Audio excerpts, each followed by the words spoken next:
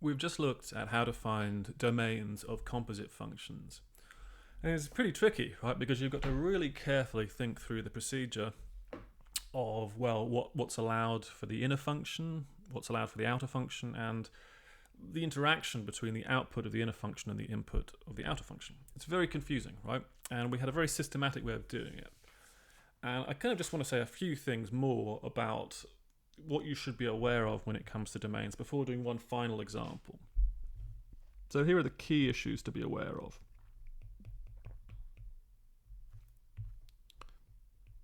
Key issues to be aware of.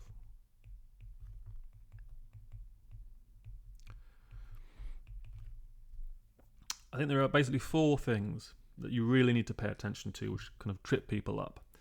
The first is the most obvious issue, which is zeros and denominators.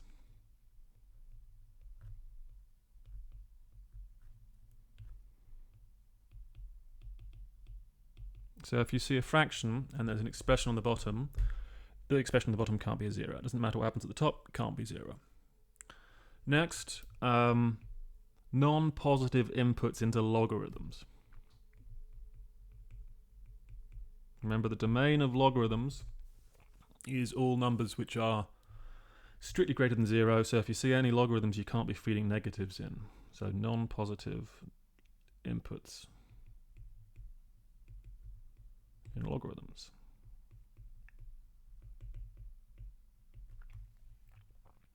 Next, of course, the classic negative numbers in nth roots, or trying to take the nth root of a negative number when n is even. So negative inputs to kind of nth roots.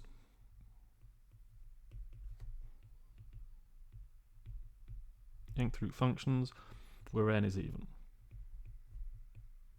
It's fine if it's odd. You can take a cube root of anything, all good. Finally, I would say really understanding the domains and ranges of your inverse trigonometric functions. I mean, this is true in general. You should understand the ranges and domains of all of your core functions, but you should pay special attention to those just because they're the most difficult examples and they just trip people up a lot, right? Because people don't really have them internalized. So it's important you kind of recognize domains and ranges of inverse trig functions.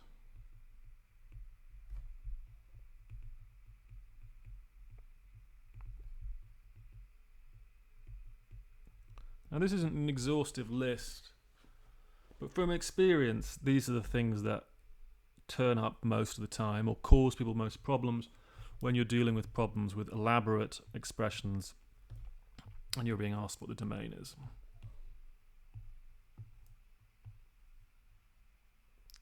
So these are kind of really important things to be aware of.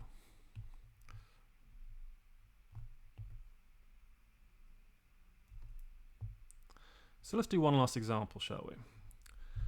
So as I said, I'm going to do one I think is very difficult for a multitude of reasons, but it's a really good one. So this is going to take quite a while to go through, but it's the kind of thing you should take your time with this problem. So as you're going through the video, if there are moments you're kind of unsure of, pause it, take a moment to think.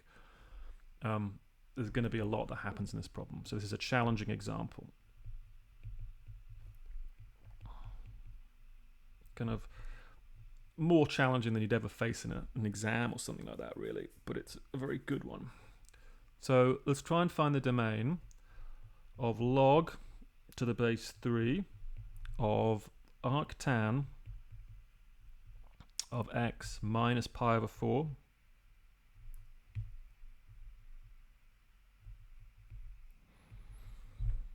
okay, and then just to add insult to injury, on the bottom, let's do the square root. Let's not go too crazy, but let's do the square root of, I don't know, let's say 2 minus x. Okay, so let's try to unravel this piece by piece. First of all, what needs to happen? Well, it's a fraction.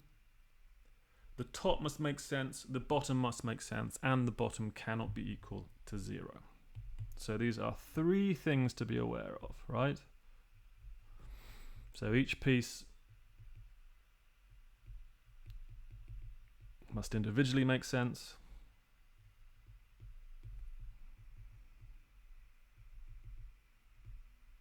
Individually be defined. So that means the numerator and the denominator separately have to be defined, and of course the denominator can't be equal 0.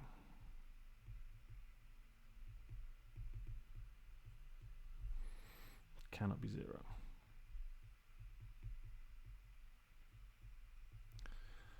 So that's basically 3 things to worry about, isn't it? Right?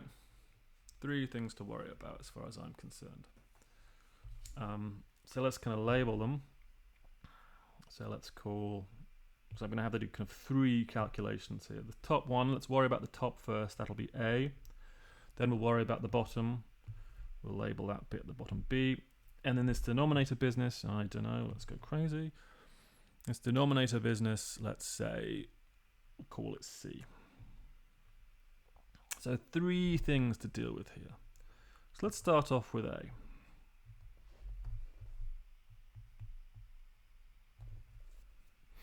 So A is this pretty horrifying looking function. The denominator looks fine. It's the numerator that I think is so ghastly looking.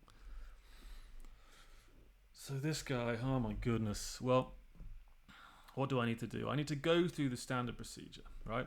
And let's do it. First of all, I want to express this as a composite, and it's pretty obviously a composite. So let's have f of x log to the base 3x, the outer function, and let's do gx is equal to the arctan of x minus pi over 4. So this implies, of course, that the composite of these 2 is exactly what you want. So let's make sure we've got enough space. This is equal to the function you're looking for, the numerator.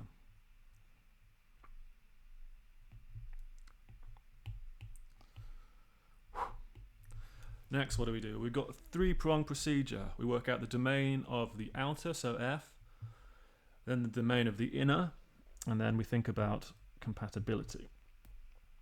So 1, the domain of the outer, so the domain of F, that's log to the base 3x.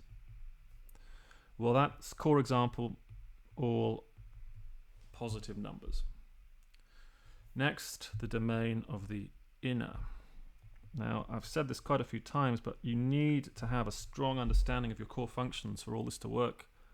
And the domain of the inner is the domain of arctangent of x minus pi over 4. Now, what's the arctangent domain? Must know it, right? The domain of arctan is all real numbers. So minusing pi over 4 has no effect on that. So this is the domain of your inner function. So you need to know that, right? If you don't know what the domain of arctan is, you're in huge problems here. 3, we need to find, need all x. So in the domain of the inner function, so in minus infinity to infinity, it's all fine. So that's just this, such that arctan of x minus pi over 4, that expression has to be in the domain of the outer function, is in 0 to infinity. That's exactly step 3. This is the hard part. So let's unpack this one step at a time, shall we? So arctan of x minus pi over 4 is in 0 to infinity. If and only if, okay, well, it's actually just a sign business, isn't it, right? So it's if and only if arctan of x minus pi over 4 is strictly greater than 0. So at this point, I could be like, well, I'm going to do sign analysis, but there is a bit of a problem with this. The arc tan x minus pi over 4 is not something that I can't factor it into small, simple pieces. So instead, I need to think about when this happens quite carefully. So this, of course, is if and only if we could add pi over 4 to both sides. Arc tangent of x is strictly bigger than pi over 4. Okay. So now I'm going to take one of two approaches, basically. Take one of two approaches. I can either think about the graph directly, or I can think about the unit circle. And I think I'm going to do both just to illustrate this. So we need to work out where the y value of the graph of arctan of x, is greater, strictly greater than pi over 4. So let's just think about the graph first. So again, this is why you need to be able to do these pretty cold.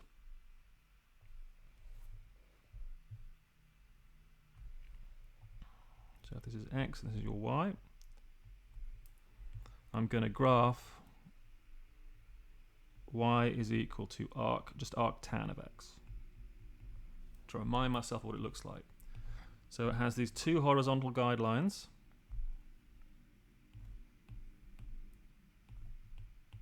Doesn't it? Top and bottom. And where are these? These are at the positions pi over 2 here and minus pi over 2. And then it's this kind of odd function which goes like this. It's kind of like a very elongated S.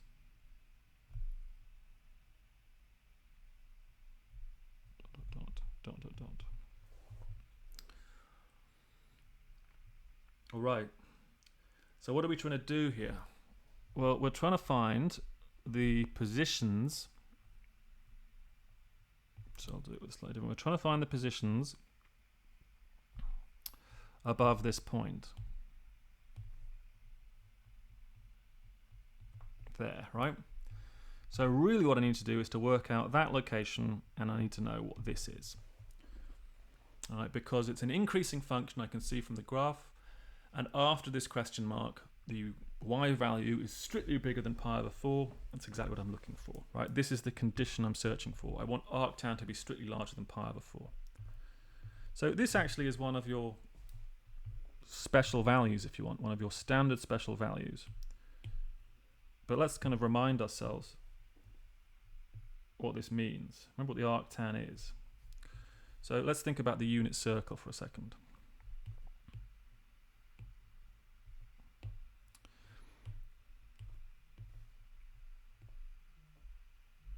So this is just something, I don't really need to do this because it is a special value, we should know it, but I think it's a good idea to do a unit circle computation here for a second.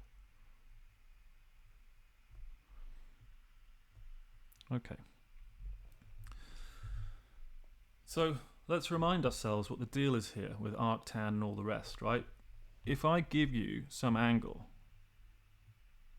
it gives this line out, right?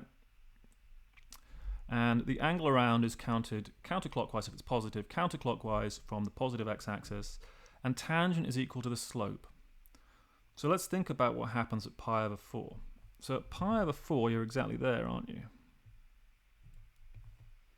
So this is pi over 4. Sorry, it's so tiny.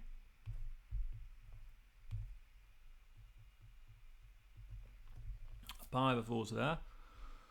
Well, what's the slope of this? It's pi over 4. It's 45 degrees. It's half a right angle. So the slope is 1.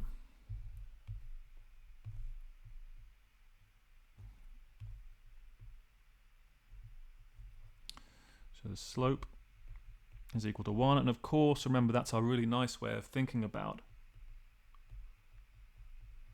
tangent. Tangent of the angle is just the slope of that line.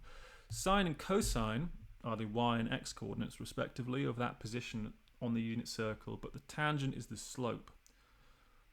So just an important thing to remember, which is quite nice, is just tangent of the angle is equal to the slope. So if you're doing arctan, it's backwards. You're basically thinking arctan of the slope is equal to the angle. Okay, the angle counted around. So that's just kind of a shorthand for how this works. So what do we know? Well, arctan of the slope has to be equal to pi over 4. That happens at 1. So this position here is equal to 1. So again, this is a special value of tangent, really, that we are converting back to arctangent. So what does this mean? The conclusion is we have a really slick description of when arctan of x is going to be strictly bigger than pi over 4. So conclusion,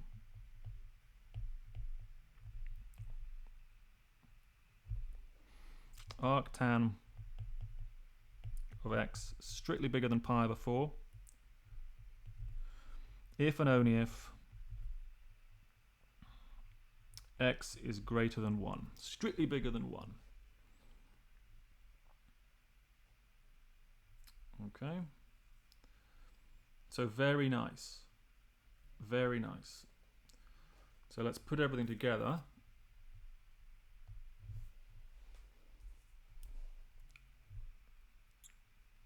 And maybe also to say we know this for a fact because it's an increasing function, right? So that's really what we're using here. This is arctan of x is increasing. So that's why having the graph is very useful to us. We can really see it. If it wasn't increasing, we wouldn't know this for sure, right? So we need to have kind of a picture. So let's put all of this back together. So arctan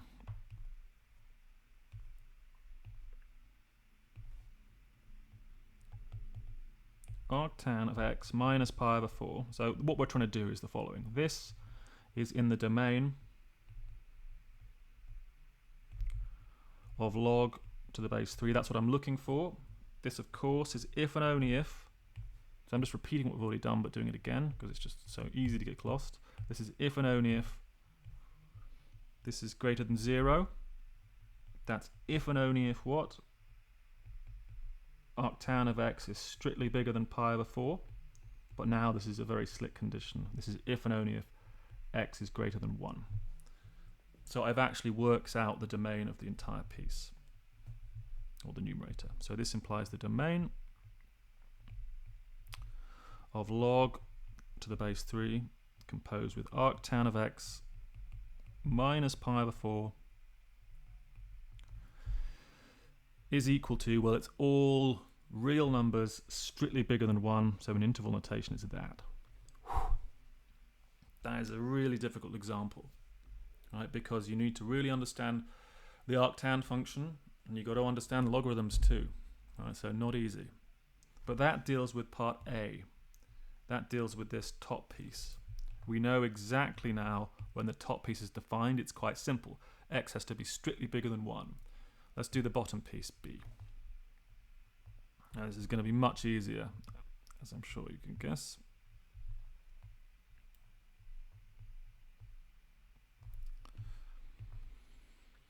So what have we got? Yeah, way simpler, but let's just do it really systematically.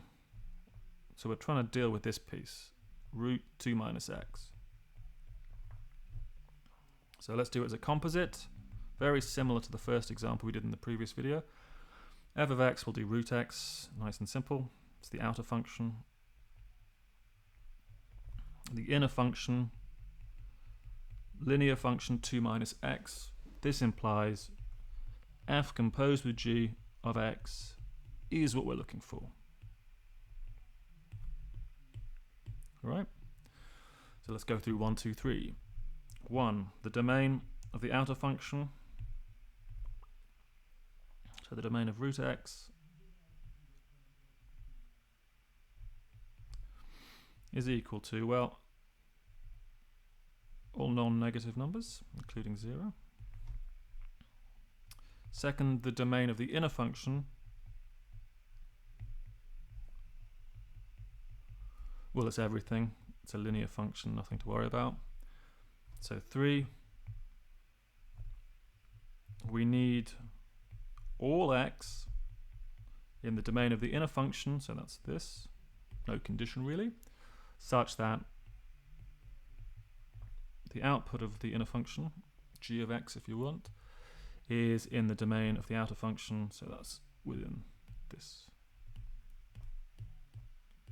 Super methodical. And that's really obvious what it means, really, right? Because let's just do it. 2 minus x is in this interval. I mean, if and only if 2 minus x is greater than or equal to 0. But now, this is a straightforward calculation. Let's just add x to both sides. It's 2 greater than or equal to x. So this is if and only if x is in, well, it's going to have to be, it's negative, isn't it? It's going to be minus infinity to 2 all squared. So the domain of the bottom piece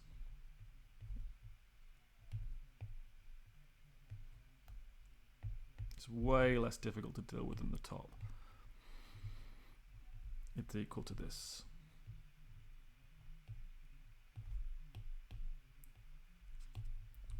So I've basically done A and B.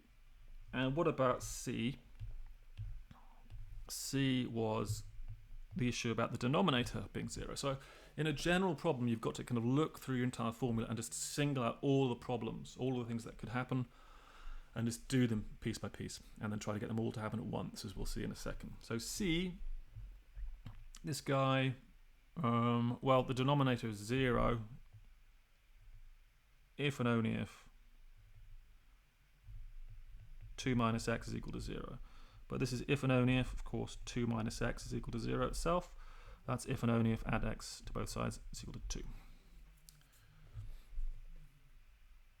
Okay, so we can't have x is equal to 2. Okay, so let's gather everything together. So we are looking at this monstrous function, log to the base 3 of arctangent of x minus pi over 4, all divided by the square root of 2 minus x. Now we decided there were 3 things to worry about. So let's individually single them out. So all 3 of these things have to occur. So the first is the numerator has to be defined.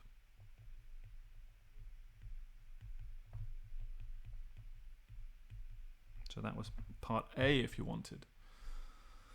So we're going to use the same colours as before. This is x must be in 1 to infinity onwards. That was all this hard work in part A. So let's just go back up. It's this.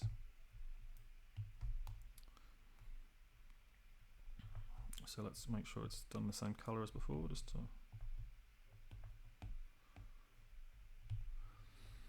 So what's the denominator being defined now? We've just done this.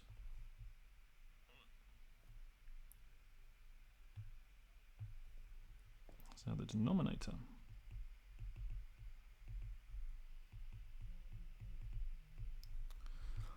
So this is x in minus infinity to 2 square bracket. That defines the denominator. So give me 1 sec. You're probably looking at this thing, wait a minute, that's square bracket. But give me a second. I got the colours wrong. I think I might have done this. Should be green, shouldn't it? Something weird's happened. And finally, we need the denominator non-zero. So non-zero denominator. So that's just a statement that x does not equal 2.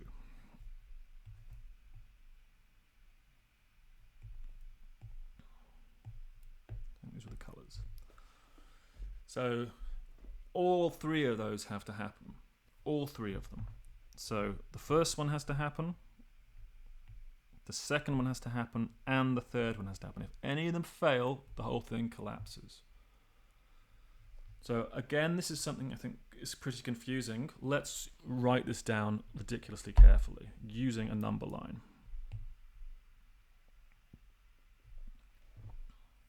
So let's mark my kind of positions of most interest, 1 and 2 for sure. Okay, what does the green say? The green says it's 1 onwards, not inclusive. So it's like this. The orange says it's a solid dot at 2, and then back in this direction. Dot, dot, dot. And the purple, or the magenta, says not at 2. So let's do a hollow dot at 2. So all 3 of those have to happen. So in conclusion, what are we going to get? Well, all 3 of them have to happen. I can't be 1 because of the green. I can't be 2 because of the magenta. And I've got to be only between 1 and 2, because if I jump outside of this, I would no longer satisfy the first and the second condition. So here's the conclusion. It's actually really clean at the end of the day.